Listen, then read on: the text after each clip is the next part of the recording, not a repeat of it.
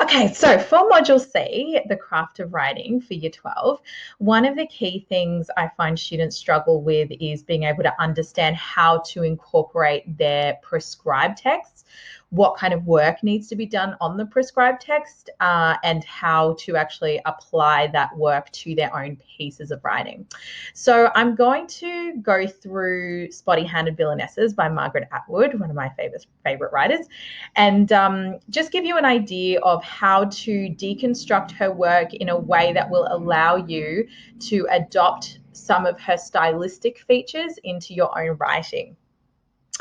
So just to start with about Margaret Atwood. So basically this particular text, it is considered to be both, I would say it's both persuasive and discursive. And actually, I'm going to come back to that in a second. So let's actually just start with the purpose. So the purpose of Atwood's speech is, she really critiques the women's movement in some ways, which I find quite interesting because normally, like, that it's not a movement that it's critiqued, especially by a woman and someone who I would definitely think she'd consider herself a feminist, so believes in equality between the sexes. Basically, what she does is she criticizes the idea that women should only be represented in a positive light. So in the past, women have been represented in quite an evil way, or a way that's just very angelic. So she kind of talks about either Macbeth or Lady Macbeth, who's super evil, notorious for that, or Ophelia from Hamlet, who was very pure, did everything that the men told her to do, was very obedient, ended up killing herself, so it didn't work out so well for her, but she did have sort of a very angelic representation. So Atwood acknowledges that that's not really accurate either, and that's sort of the traditional representation of women. But then she starts saying that, hold on, like, we can't then just say that women are just all good and never give them any evil qualities, because that's kind of boring and it's not really truthful. Like, everybody is multidimensional and has different features. We're not all good or all evil. So that's kind of the main thing. So what you want to do in terms of, let's say writing your own piece of writing is clarify what the purpose of your writing is. Pick a particular issue. I love getting students to talk about topical issues. So much, stuff you can go on, current events. As I'm recording this, it's during the COVID-19 lockdown, so lots of issues surrounding that. So in any case, pick your particular issue, and then figure out, and depending on whether you're going to do a persuasive or a discursive piece, you can then adopt particular writing techniques from, say, someone like Atwood.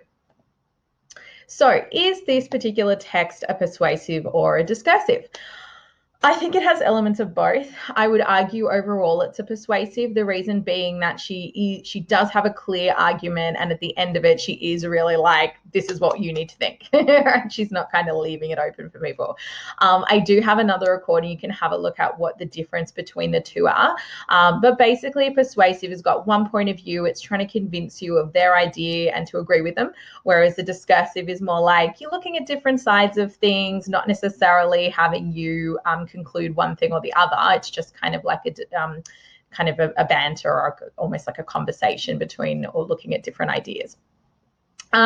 So she's got, so we'll go through the particular techniques that she does use, and you'll get a sense of which ones are persuasive, which ones are discursive. And I suppose you can decide whether you think it's persuasive or discursive based on, what we go through. Either way, the techniques we go through will give you an idea of how to adopt either sort of style. And it's really important to understand the techniques Atwood uses, because that's how you're going to justify your own stylistic choices, which, when you get a question that asks you to use the stylistic elements from your prescribed text of Module C, in your reflection statement, you need to show how you've actually incorporated techniques used by other composers into your own writing. So very important that you kind of understand what those particular features are. I don't get anybody to, write a critical essay on this particular text or anything like that. It's more about understanding the features Atwood uses and then adopting those in your own writing, which I kind of like because it means that you have something to go from when you're doing your own writing rather than just having to like make it all up on your own. So obviously you've got your own ideas, but then you can understand how to use the particular stylistic features that these composers use. So what we're looking at are macro techniques when you are going to be analyzing the any of the prescribed texts for Module C. So what's the difference between macro and micro? So macro are like the really big techniques, so the ones that kind of go used throughout the piece. Micro are little techniques like metaphor, simile. Nothing wrong with those techniques, but I definitely find that when you are doing your own writing, you'll get a lot more sophistication out of using the macro techniques rather than the kind of mini ones. So the first macro technique we'll look at that Margaret Atwood uses is anecdote and intertextuality. She just happens to do that together at the opening, but they're not necessarily like linked as techniques. Anecdote is referring to your personal story. Intertextuality is when you're using another text in your own text. So at the beginning, she talks about that nursery rhyme. When she was good, she was very, very good, and when she was bad, she was horrid. So what she's doing here is she's creating a clear dichotomy between the two features, facets of female representation, which she thinks are really limited, where women were either an angel, very, very good, or a whore, really bad. So through that anecdote, like that one kind of serves as two, but an anecdote's a really quite a simple and effective way to start either a persuasive or a discursive, because it allows you to introduce a particular issue. It personalizes it, because obviously with these particular formats, you're looking for more of a conversational tone rather than the more analytical essay writing tone you'd be used to for the other modules. And that's really, really important, because I have seen students that will write more like essay style things, and especially when they are being told to write about, refer to a prescribed text or whatever, they start actually analyzing the prescribed text in their own writing, which is not the idea. The idea is that you understand the prescribed text, you get some of the techniques they use, and then you make your own examples of those techniques. So you'll have your own anecdote that you use, and then in your reflection you would go, Atwood has used anecdote. Here's an example to create a connection with the audience and, convey her meaning of blah, blah, blah. Keep that really brief. And then you talk about it. Similarly, I have used anecdote to create this personal connection. And here's what I've done. Here's my quote as an example. And this is the effect of having used that particular anecdote. So that's sort of then getting into the reflection statement aspect of the Module C tasks. The next one, motif. She then takes that curls metaphor and turns it into a motif, because she talks about how she has curls, which I suppose is a bit of a play on the fact that she's a little bit naughty, which, yeah, she's quite a controversial figure, as you probably have noticed through this particular speech. Okay, and then the next one is irony. So she says, he did manage to make very, very good sound even worse than horrid, which is that's kind of funny, because normally you wouldn't think that sounding horrid is a better attribute than being very, very good, but that is what she kind of leads into later when she starts talking about how the modern representations of women are really confined to only virtuous portrayals of women, right? Like women are only allowed to be good. They're not allowed to be evil or duplicitous or any of those things. Okay, so that's sort of an ironic and then like play into her overall purpose there.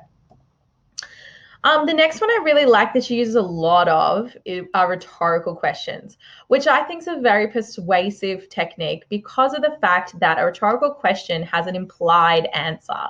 So a rhetorical question, lots of students, when they see a question mark, they're like, oh, that's just rhetorical. But not all questions are rhetorical, and therefore they have very different effects. So a rhetorical question is one that has an implied answer in the question given. So an example would be, it's really hot today, isn't it? So your implied answer is yes, because it's already in the question. Whereas if I said, is it hot today? that's an open question because I'm not giving you an answer. I'm actually asking a question. So, and very different effects. So, rhetorical question, because it leads you to or implies that particular answer, there's almost like a sense of they're persuading you of something or it's leading you down a particular path. Whereas an open question actually can delineate a sense, like a tone of uncertainty. Like, how hot is it? Like, there's an uncertainty to that particular tone. So, an open question will probably lend itself much better to a discursive piece, like, so like, what are we to think of this particular issue potentially, or like basically just not giving someone the answer, just posing the question and then letting them potentially think about it for themselves. So the rhetorical questions she uses, this is at the early stages of the speech, but is it not today, well, somehow unfeminist to depict a woman behaving badly? Isn't bad behavior supposed to be the monopoly of men? Isn't that what we are expected in defiance of real life to somehow believe now? So it's like, oh yeah, it is unfeminist to depict a woman behaving badly. That is the monopoly of men. We are supposed to believe that now. So she's very much leading you down a particular path to agree with her that it is unfeminist to depict a woman behaving badly. But then interestingly, she very much inserts her own point of view, again, very persuasive, when she says, she uses this bit here. So in defiance of real life, because that's her opinion that it's in defiance of real life, because she doesn't think it's realistic for women to only be represented in this one-dimensional way. So as I've said there, she inserts her own point of view into the question through the use of hyphens in defiance of real life. And then through doing that gives a clear point of view that she feels it's inauthentic or unrealistic to limit the representation of women to only being virtuous. So again, very persuasive use of technique there. The next one is another style of question, which is hyperphora. So hyperphora is when you ask a question and then you proceed to answer it. Could be used as a persuasive or a discursive technique, depending on how you do it. If you ask a question and then answer it about one idea and then ask another question about the opposite side and answer it, then that can be very discursive. But in this particular instance, again, she's using it persuasively. So she says, when bad women get into literature, what are they doing there? And are they permissible? And what, if anything, do we need them for? So now she's going to be like, okay, now I'm going to convince you of like why we need women to be bad in literature or have more multidimensional features. And as she goes on to actually talk about it, she goes back to that anecdote again of her daughters or her daughter doing a play with her friend where they just serve tea and then nothing happens. So that's the whole thing. Like, something else needs to happen. Like, if they're just going to be like really docile and sitting there and good and having tea, it's like, this is boring. Nothing's going on. So in order to have, and as you know, like any story that is interesting or engaging needs to have some sort of obstacle or conflict that needs to be overcome. And you're never really going to kind of get to that conflict if you just have these really like boring one-dimensional characters that are super virtuous. And that's essentially what she's trying to argue. And then you do have this discursive tonal shift. This is probably the main place I feel like there's a bit of a discursive tone, which is that she starts to defend the benefits of the women's movement. So she says, to summarize some of the benefits to literature of the women's movement, the expansion of the territory available to writers. So what she's saying is that, the advancements made by the women's rights movement has enabled the metaphorical expansion of the territory available to writers, a sharp-eyed examination of the way power works in gender relations. So she's like, look, it's also been great. Women can now write. They can even be in particular stories, etc. So like some really great stuff there in terms of what's changed over the past century. But then, of course, she flips back and goes, but hold on, like, that's still oppressive and still restrictive. And then you get that shift back to the high modality, which is very persuasive. So she says, evil women are necessary in story traditions for too much more obvious reasons, of course. So and then she obviously goes into what the actual reasons are. So the use of high modality there is got unnecessary, of course. So high modality is when you're being really like, is a tone of certainty, like this has to happen, it has to happen now, like very kind of opinionated and like strong in terms of the way that they're talking about it. Whereas low modalities, like maybe something or other, or perhaps this other thing is the case.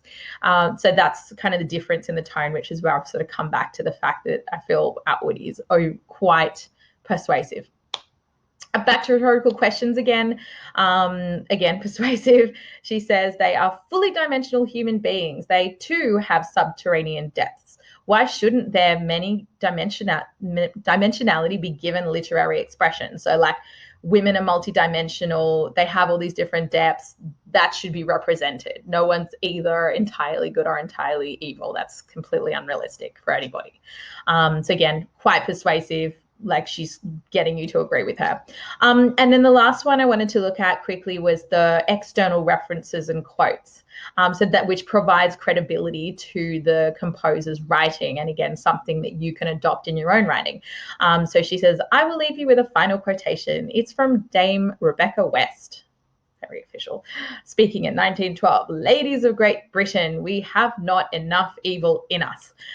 So again, that's quite high modality. We have not enough evil. Like it's very direct, and that gives Atwood the credibility in her writing, which again has us aligning with her view that we need to have this more multidimensional representation of women available without being scorned by, you know, the women's movement or called anti-feminist or what have you. Cool. So thanks so much for watching my video on Margaret Atwood's Body-Handed Villainesses. I am constantly adding to and creating resources for all levels. So if you would like access to that, please make sure that you subscribe to our Ignite Your Learning channel.